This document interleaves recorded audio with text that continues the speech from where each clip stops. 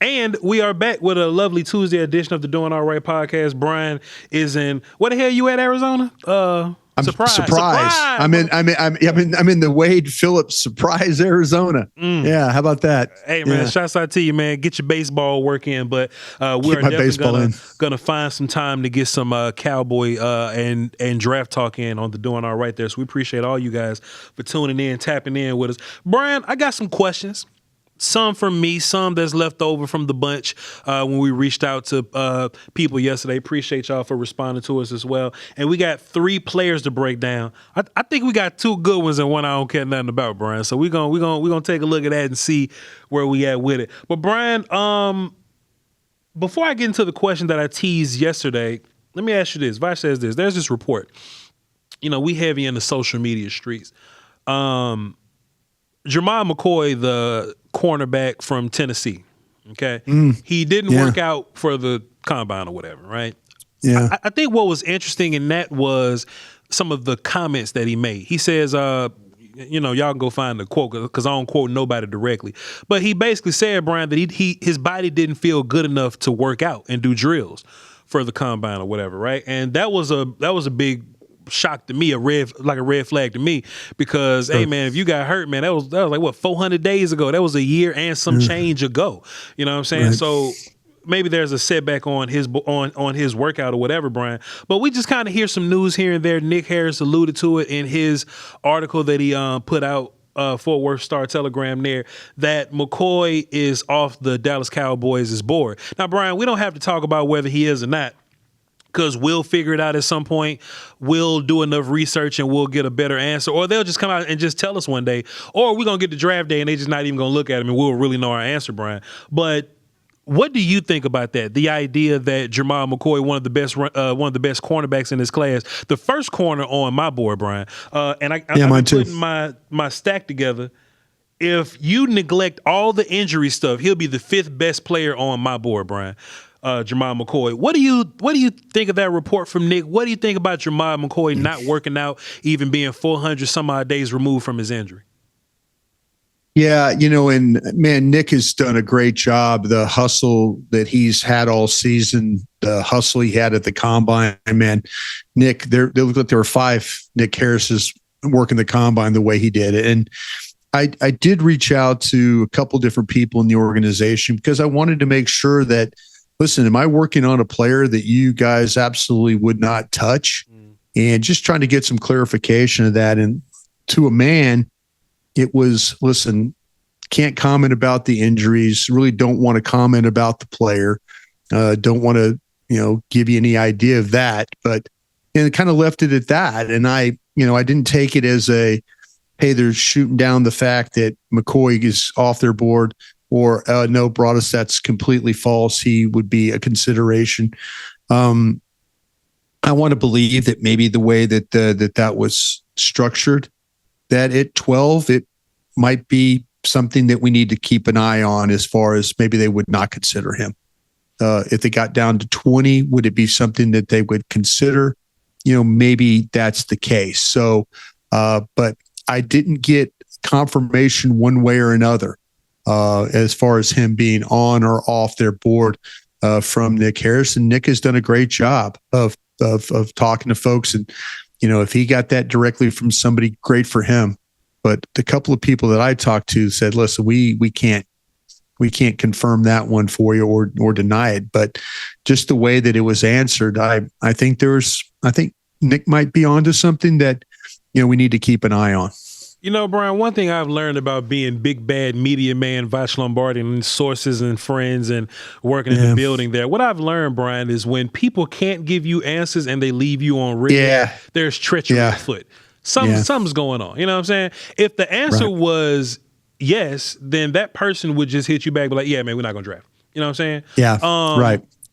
I'm sure there were some character issue players in previous years to where you would reach out and be like, hey, y'all have this player on your board? They'd be like, nah, character. No, injury. No, XYZ. So I think based on your answer that you got from that correspondent in the building, they going, hey, man, the shit too thick right now. And we just right now it is, yeah. I don't think the Cowboys have an answer right now. No. What I think happened is I think Nick Harris probably bumped into somebody. And look, I don't know. I was here when it happened. I think Nick Harris bumped into somebody and be like, hey, what you think about McCoy at 12 or something? And they was like, nah, probably not at 12. But based on your correspondence, because I trust the Golden Phone more than Brian, I trust the Golden Phone more than anything and anybody in this business here, Brian. I think it's worth the conversation that when we're at 20th overall, if the Cowboys feel like Jamal McCoy is a top 5 player or a top 10 player, it's worth discussing at 20, I would say. I agree. I think that you're right on. I was hopeful that I would have got an answer saying, no, Brian, that's not accurate. I've had those answers before, and I've had those, yes, that is accurate. Yeah. And I got neither one. And so your assessment of 20, or it should be 12, maybe not 20, we need to have a discussion about that.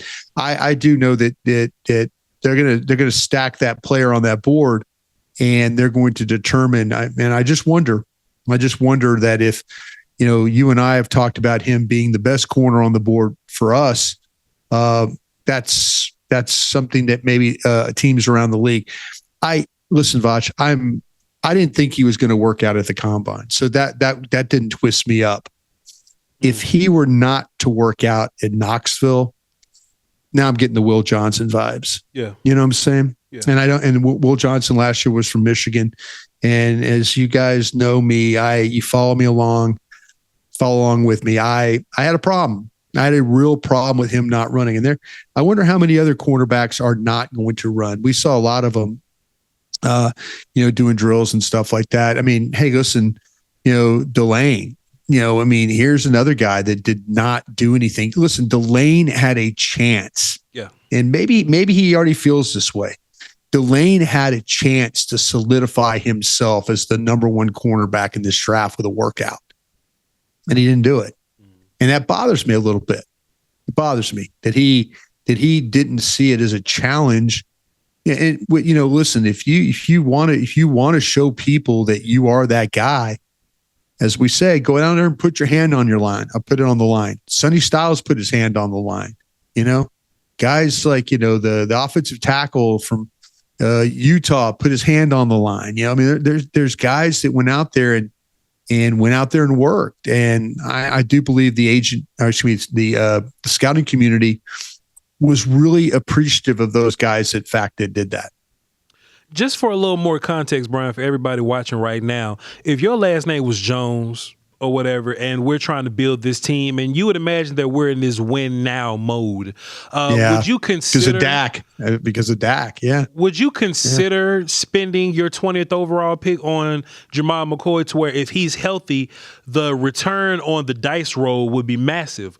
But it's just so many questions around him. Like, you kind of want to hit on 12 and 20 as clear as you possibly can. If your last name was Jones, McClay, Pacifica, well, how would you be moving forward with this, Jamal McCoy situation? I love McCoy, man. Yeah. I love McCoy. And I loved Revel, and I get it. People are tired. I think this is a completely different medical situation here. This kid is going to work out. I say this with confidence. I didn't have a time on Revel. I didn't have one. I knew that going in there was going to be some issues, and then he got hurt in training camp, and it became even more of a problem. And then he came back, and I'm so happy that nobody over in that building has given up on him. I mean, Christian Parker and those guys have been talking about him in a way that makes me feel very encouraged. Now, maybe they're doing it to pump the kid, to pump him up, because his confidence really lacked at the end. But if I do feel like there is something to this, trying to find players that can help absolutely right now, because of maybe 3 years left with Dak Prescott. I think that's legitimate team building right there. That, hey, can we take a guy that was, didn't play last year and blah, blah, blah. And I don't know. I know one thing, man.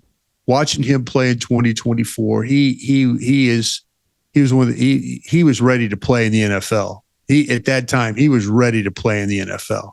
And it's a shame that he lost his 2025 season. And I want to believe that if you did draft him, you would get an outstanding player. But the Dallas Cowboys might be in a totally different way of thinking because of the window for Dak Prescott and trying to take advantage of that right now. Bryan, we have a trade happening around the league.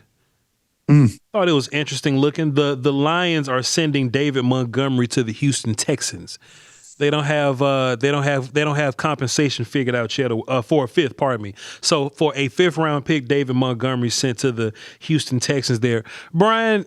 It happens every year, man, that, it seems like a player that can start for you and contribute to a decent level.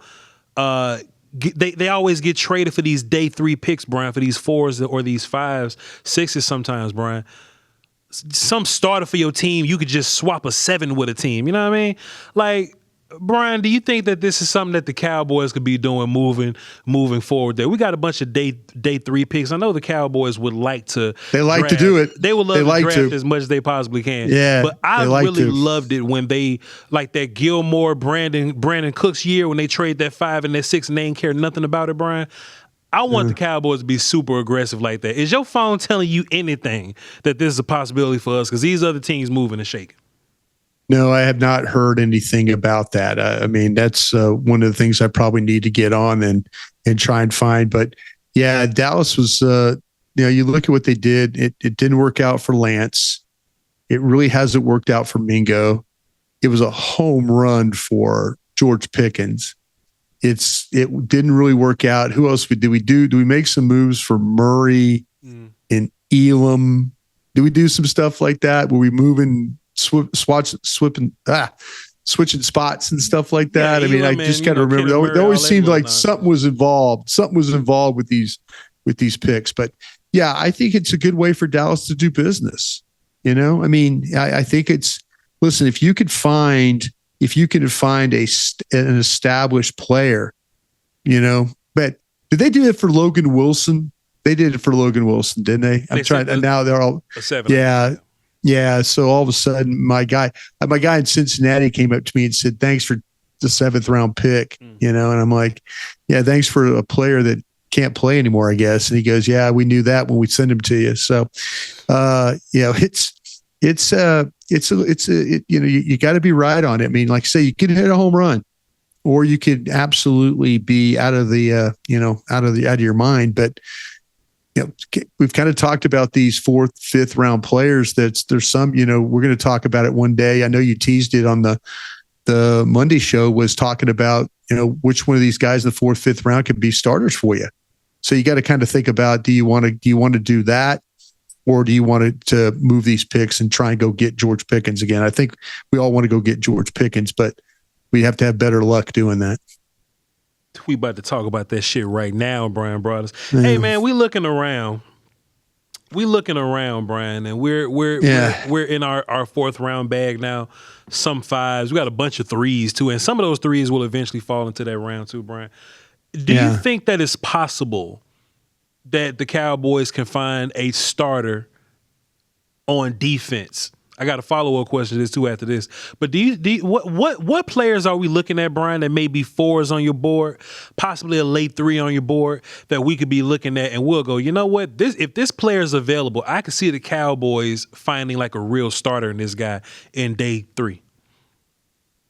Yeah, I'm looking because I'm looking at some of my guys, potentially the back end 3s that might end up in the 4s. Yeah.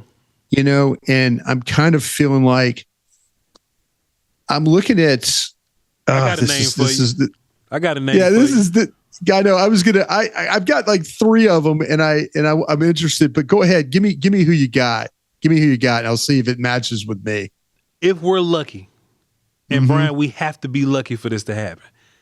If we get lucky, I think this team can find and this coordinator, right, can find an interesting way to use Kyle Lewis from Pittsburgh, a guy that can run. Yeah. Because look, Bryan, we have to think about not just do you play safety, but the configuration of safety. And I think we need 3 of them. A lot of people asked me this yesterday, Brian. They was like, Voch, can you see a world where you take Downs at 12 and Thieneman at 20 because they play 2 different types of safeties? Downs, Thieneman, and Kyle Lewis from Pittsburgh are 3 different types of dudes. You know what I'm saying? Lewis is like a safety linebacker type. Thieneman is like a strong free safety. Downs is like a nickel strong safety type guy, Brian. I can see a world where you could take 3 safeties and they all do something different for you. And that's another point that I've been kind of bringing back and talking about here is the Cowboys are probably going to need more safeties than they need corners there. And I think in the 4th round, I think safety and like those late pass rusher dudes. And when I say pass rushers, I mean like Kamara. Kamara, Yakus, guys like that. Yeah. I think some of those guys could be available for you and they could play some role on your defense. I tell you what, I do. I kind of feel like that Lewis is going to go a little higher. I just do. We got to be lucky, Brian. We got to be lucky. You said it. No, you said it. You said it. You said it. How about this? A guy that we talked about last week. How about that Keyshawn Elliott from Arizona State? Yeah. The linebacker. Yeah. Take him and have a role for him, Brian. I think he'll be a really good interior linebacker for you. Like, long as you ain't asking him to be super athletic, I think he runs well enough. Yeah, for sure. Yeah, see, to me, I kind of see like the, at 6'2", 231, I think that, man, like you said about the athlete, I used the word sufficient. Mm-hmm. I used the word burst, quick trigger, lateral movement, acceleration, run defender, scrapes, eyes, positioning, using his hands. Hell, he might get picked before this, but I think he does a really good job of kind of following those keys and getting in on plays. Yeah. So I like the play strength. I like the contact balance. I think he's aware in coverage. I think he's a little bit more solid in zone. I think the high IQ helps him there. But man, this guy's super competitive. Mm-hmm. He might go before, but that would be a guy when I was looking at my board, I was thinking about, I think I have, what about now? Like Moore from Florida. Am I wrong about that? Wrong about him at the cornerback spot? I got Devin Moore as a high 3, and I think some other teams. Okay, that's what I'm saying. I kind of had him closer to the 4, but his speed, I just wonder about him a little, but I kind of had him in that group. I had him in that group that maybe that he would be bottom of the 3rd, but more like maybe a 4th. He would be a guy that might fall a little bit. Yeah. You had Ibganoson, you had him higher than me, right? I got him as a late 3, but I can see him being a 4. Yeah. Yeah. See him, Lee from Texas A&M. How about our guy Jennison Smith from do you have him higher from Arizona? Jennison Smith? Yeah. The safety. The safety. I got him in the 4s too. So yeah, he's a guy I like too. I don't know if the Cowboys would appreciate him not tackling nobody, but he's in that 4 range too. How about this? I was just thinking of names in my 4th, but I like what you did with Lewis. I think Muhammad from Texas, I would absolutely consider as a nickel. He's a little bit of a smaller guy. He's probably solidified himself more as a solid 3rd round guy with what he ran. But I was kind of hopeful that maybe you could grab him in the 4th, but I don't think that's the case at all anymore. Yeah. Yeah. I keep seeing these corners that I think can play, but they kind of get dropped down to the 4th just because there's so many other corners up in the 2s and 3s, Brian. I think one of those corners you like will eventually fall. And Brian, I think we're gonna talk about one of them in a little bit. I think there's a ton of corners. There's a ton of corners in this draft, Brian, to where if you don't get Delane early, because McCoy's off the board there, if you don't get Delane early, Brian, it's so many options for corner. And we can kind of break them down a little bit. And it just depends on who you like. But when we start breaking down players and stuff, Brian, and doing our big board and all this kind of stuff, and mocks, if we ever do them, I think doubling down at corner can definitely happen for you starting the 4th round there. I agree. Yeah. I agree. Let's go ahead and get into it, man. I got a good one. Okay. I'm gonna say that for tomorrow. Let's get into it. Actually, let's get into it. We got 3 players here, right, Bryan Broaddus? Mm-hmm. Got 3 players here, and Antonio Williams, the wide receiver from Clemson, Aiden Fisher, the linebacker from Indiana, and Thaddeus Dixon, the cornerback from Washington. Washington and Actually, I went to North Carolina. North Carolina, but I also watched some of his last year's film at Washington. At Washington. Yeah, I see what you did. Yeah. Brian, which one of these guys you like the most? I think I found myself liking the receiver the best, believe it or not. Brian, let me talk about Antonio Williams. Okay. And this is why you a good broadcast partner. I almost text you the other day. Mm-hmm. I almost text you the other day because I got your back, right? I was like, yo, Brian, please be careful with Antonio Williams, man. Yeah. I don't want you to have a bad day watching Antonio Williams because you got to watch him with a ton of context and a ton of things in mind. You feel me? Yeah, I do. But I just trusted that you would get the job done. And Brian, shouts out to you. Antonio Williams, I think he's a top 3 route runner in this class. Yeah, I do too. He's got so many subtleties to his game, so many switch ups, so many nuances or whatever, right? And look, when we talk about these other route runners like CJ Daniels from Miami, Casey Concepcion from Texas A&M, Bernard Surratt, Omar Cooper, this guy Antonio Williams far pushed himself in front of some of those guys as a route runner by the small things, some of the head fakes, the hand movements, the tempo changes. It's easy for him. It's smooth. You know what I'm saying? They hand the ball to him sometime, Brian. They'll let him jet sweep a little bit. They'll line him up and direct snap it to him. And he gets yak yards off of that. He gets yards at the first contact and things like that. Kind of got a smooth little move to him, Brian. I don't know how fast he is like on the field fast or whatever. I don't really know what that is. But in terms of a playmaker on the field, Brian, he makes plays on the field. He does. I have a humongous issue with Clemson's quarterback and the offense that they have Williams playing in. Yeah. The offense, like Williams would probably be really good in the downfield game, in the medium field game, but they don't get the ball to him in that way. They throw a bunch of bubbles to him. Right. And they'll let him run his little routes. And Brian, I promise, I'm not being hyperbolic here. I feel like every single throw was late. Every single throw. Even the out routes. You could see Antonio Williams flash wide open. Yeah. And the quarterback just don't throw it to him. And Williams would catch the ball on the sideline or something because he keep running his route. He'll catch the ball on the sideline, Brian. But then he gets tackled because he doesn't have room to get going. Room to turn, right? Yeah. When they hand the ball to him, or they'll jet sweep him. He makes plays. Yeah, he makes plays. You see him start to make people miss a little bit, Brian. You see some of the bursty plays downfield a little bit. But, man, we'll go back out there, and they'll run some bubble nonsense with him, Brian. They'll run some little screen that ain't blocked up nice, and he'll get tackled, Brian. Antonio Williams requires a ton of context. But this is where I'm a coward, Brian, because I put those dudes in the third round. Typically, I put those types of dudes in the threes. I'm a coward just because I didn't see a bunch of it, so I put them at the very, very top of my 4, like a 1-4-1 for me. You know what I'm saying? I put him at the very top of my 4s.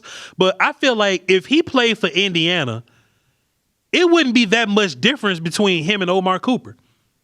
If he played at Alabama, it wouldn't be that much difference between him and Bernard. But the fact that he played for Clemson, he don't put a bunch of those plays on tape because the quarterback is always late or the play call is always making him run a bubble or some nonsense. Brian, what you think about Antonio Williams, a wide receiver from Clemson?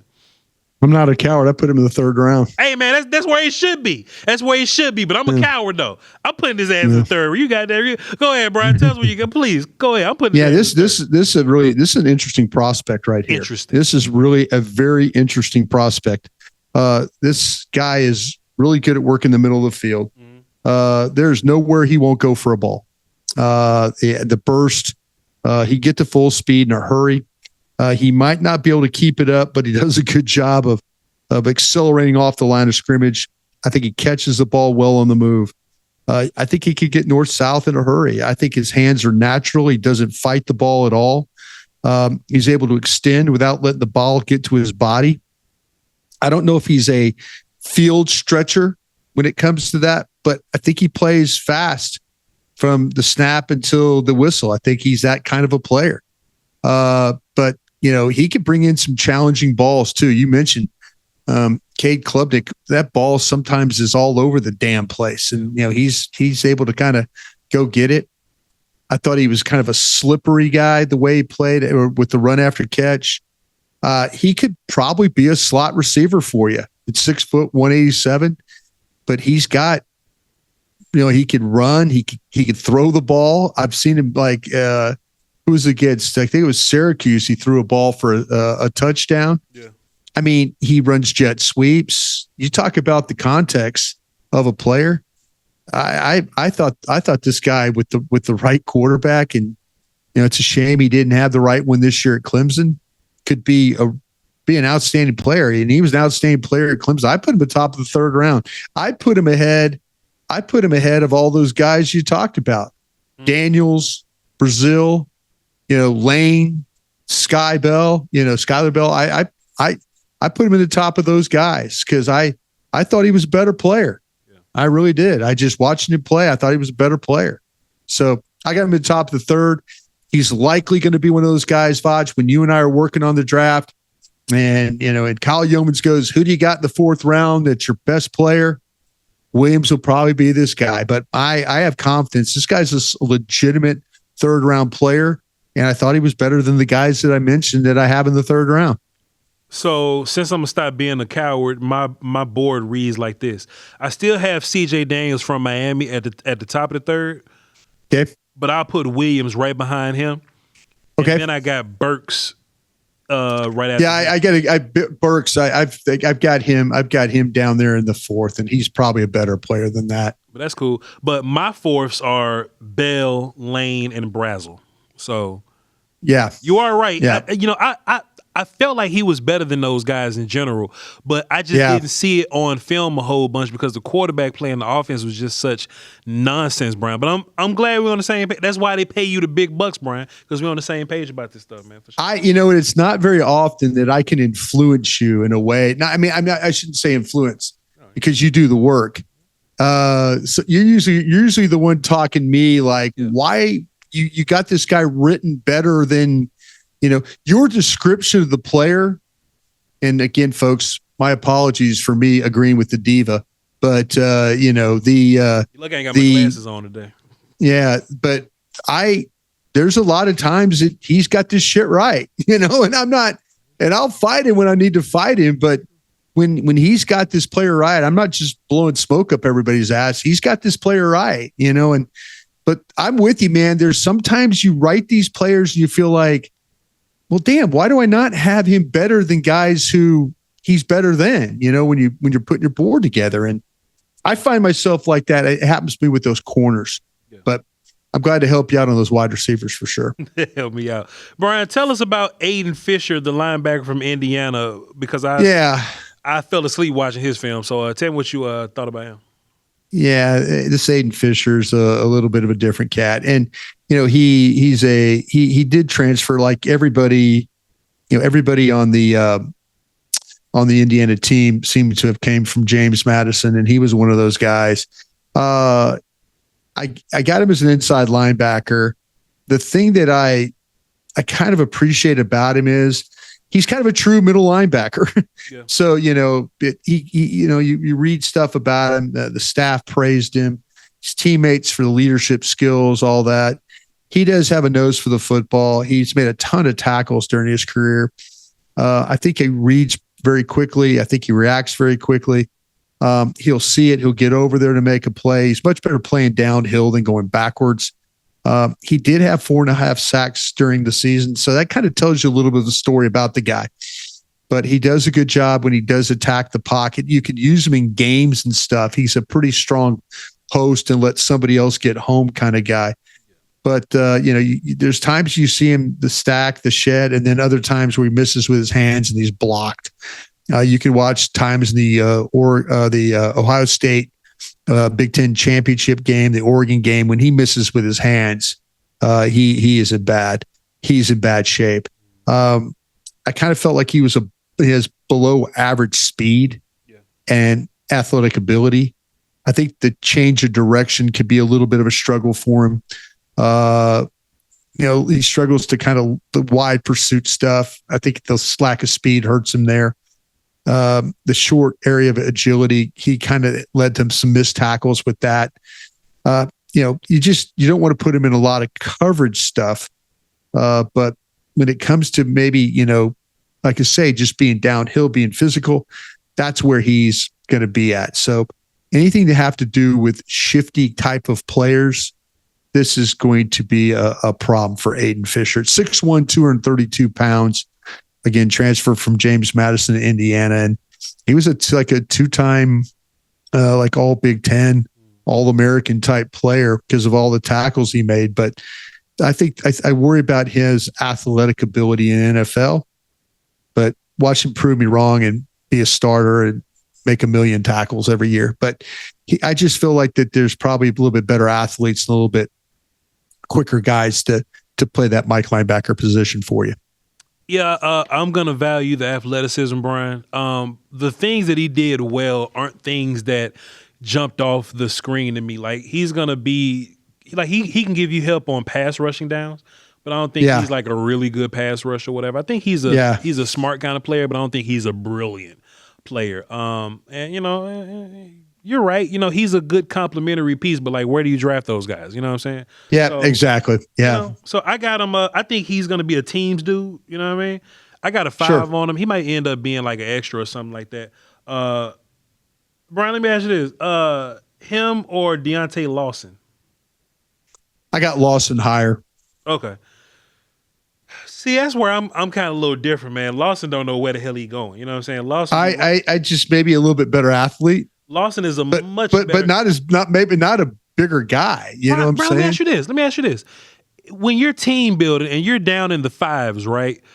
Yeah. Do you go, well, Fisher's a better linebacker, and Dawson don't know what the hell he's doing, but does? It's hard to believe that a guy from Alabama doesn't know what the hell he's doing, but you're not wrong about that. Does Dawson get more credit because he's the better athlete and you can see him playing special teams more? Yeah, but Fisher's probably going to make every tackle, and there's times where Lawson misses tackles. I think I'm betting on the upside of the athlete there over the guy that's not the athlete. You better than Does that make sense? You better than me. I ain't betting on nothing. I ain't betting on him. Bryan, we got one more player, and I kind of want to make this statement because we do need to kind of differentiate these corners. We need something to separate these guys. I think what's going to end up happening is we're going to watch these dudes, and their reports are going to sound very similar to other people's reports. It's crazy how that happens. Yeah. It really is, and it's crazy how it happens. And you've got a guy around ahead, and it sounds like the same guy, and you're like wondering. What was I thinking that day? I'm glad you said that. I'm glad you said that. What's going to separate these guys, Bryan, is the level in which they do it. How good are they at man? How smart are they? How much more athletic are these guys? You see what I'm saying? So when we talk about Thaddeus Dixon, played in North Carolina. Good player. He's a good player. Really good player. He is a good player. Yeah, he is. Played in North Carolina. Previously from Washington. So I ended up watching both of those, Bryan. The Washington film's actually pretty good too. So Bryan, this is what I noticed. I think he played a lot more nickel at Washington. And it could be because he was a younger player and he had some older guys around him and he just fit in at nickel or whatever. But at North Carolina, he plays a lot more outside. So I thought that was interesting. So he has versatility to kind of play both. I think he's a press man corner all day, every day, Bryan.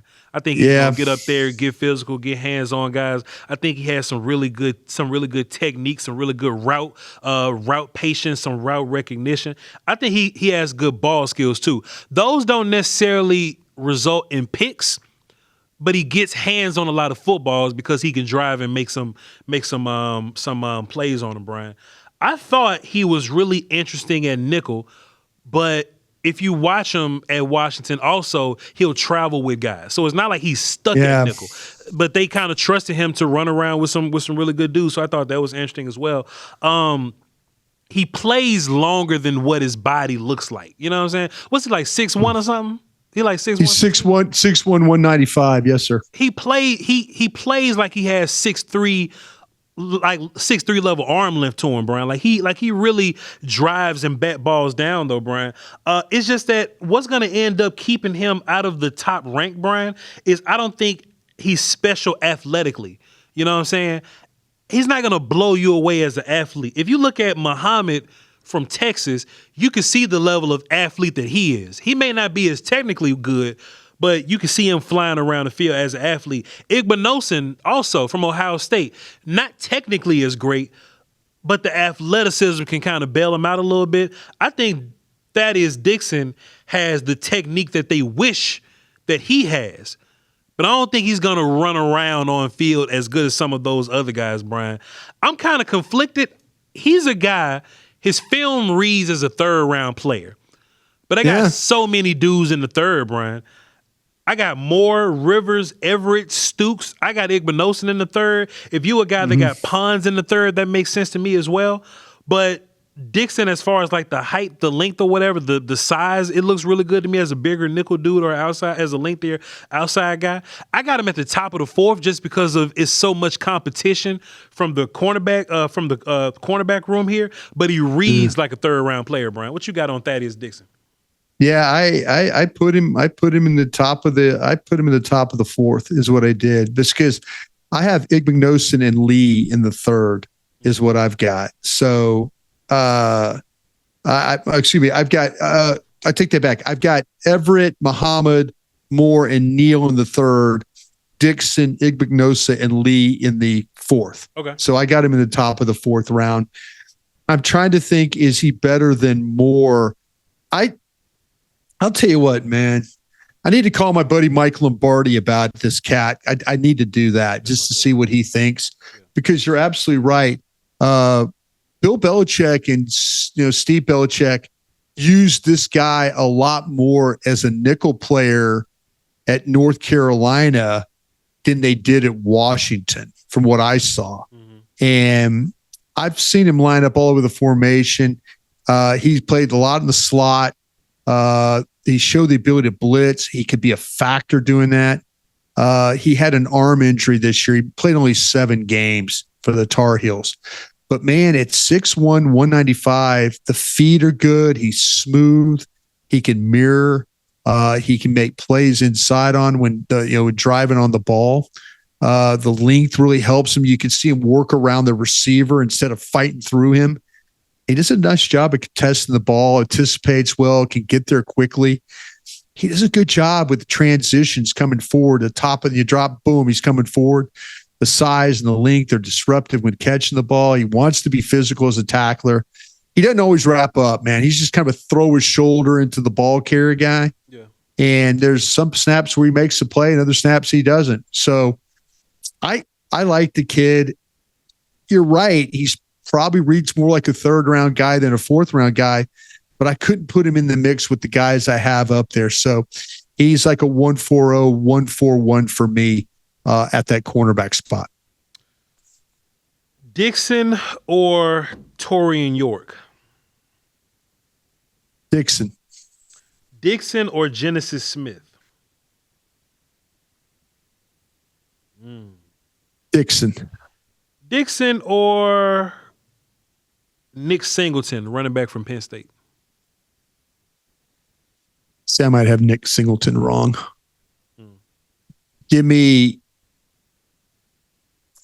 Dixon. Dixon or Kalen Ratledge, the guard from Georgia Tech? Yeah. Rutledge. I'll take Dixon. One more, Brian. Dixon or Skylar Bell? I'll take Skylar Bell. Brian, I think you got Dixon in the. I think you think of Dixon as a late third for real. I know. I think you got him higher than all these fourth round guys, but because of how corner is kind of stacked up a little bit. Yeah, but that's what I'm saying. I can't. I'm going to have to work through these corners because this is what's going to happen. I'm going to go through and have to reread every one of those damn guys. Yeah. And say, okay, Dixon is probably going to read better than some of the third round guys that I have, but I just, every one of those guys you named was a fourth round guy on your board. Yep. Every one of them. Every one of them. See, so I had him like of the first of the grades of 140, he would be the guy, right? So look, let me ask you this. How about this? So let's do this. How about Dixon or Kyle Lewis from Pittsburgh? I take Kyle Lewis. Dixon or Stooks, Arizona? I take Stooks. Dixon or Trotter, Missouri, linebacker? I take Trotter. Dixon or Caleb Banks, Florida? I take Banks. One more. Dixon or Hetch, the center from Kansas State? I take Hetch. Okay, so Dixon is either a late 3 or a early 4 for you. Yeah. That makes every one of those guys you named, all threes. Yep. Every one of them. Yep. Okay. Yep. That's why we do this, Brian, bro. That's why we do the exercise. Man. That was man, here I am. That's I got to go watch baseball today, man. That almost gave me a headache. I'm glad I survived that one. But I think when you and I get together and put together our stack for our program, I kind of feel like that the reading of the guys is going to be really important to where we have these guys. So we got to make sure that we're reading our reports again when we. I think we got to make sure that we go back and is this guy better than those notes? What those initial notes that you took are going to be the first view you have of your player is usually the right view you have of that player. Ladies and gentlemen, for tomorrow's show, we got some homework for you. Y'all write this down. It will be on the test. Mike Washington, running back from Arkansas, had a really good combine. He did a real good combine. Gonna watch him. Zachariah Branch, wide receiver, Georgia. We've been seeing a lot of hype about him. Kieron Crawford, the edge from Auburn. He plays opposite of Keldrick Faulk. We'll be watching him. Good looking kid from the Senior Bowl. Yeah, for sure. And Jayshawn Barham, the edge from Michigan, plays on the other side of Derek Moore. I've been seeing him in the 4.6. I thought at the combine running a couple of times. I thought his speed was. I saw, but yeah, a lot of people have asked me about him too. I see mock drafts where he gets put in the mock drafts, so I'm interested. All four of these guys are going to be good studies for us on on Wednesday for sure. For sure. Also too, I see a lot of people asking, just in case you're interested. The 6'9" tackle Markel Bell from Miami. Me and Brian gonna be breaking him down on March 6th. That's a Friday. So if you guys were interested in him, because a lot of y'all saw his big ass running at the combine, y'all was like, Voch, what's up with him? We're gonna talk about him Friday, March 6th. So y'all be sure that y'all tap in for that. But do your homework. We're gonna be breaking that down tomorrow. So we appreciate y'all for tapping in with us. Hey, where can we find it is all on crownglobalmedia.com. Hey man, we still moving our stack draft notebook, you know what I'm saying? So please, man, if y'all ain't doing nothing else, I be writing these at home, you know what I'm saying? Brian still got his written draft notes from when I was born, and they just 1992. I got my notes when you were born. Somewhere. I do. If y'all are writers, then put your notes in some of this and just hold on to them. You never know what'll happen. You know what I mean?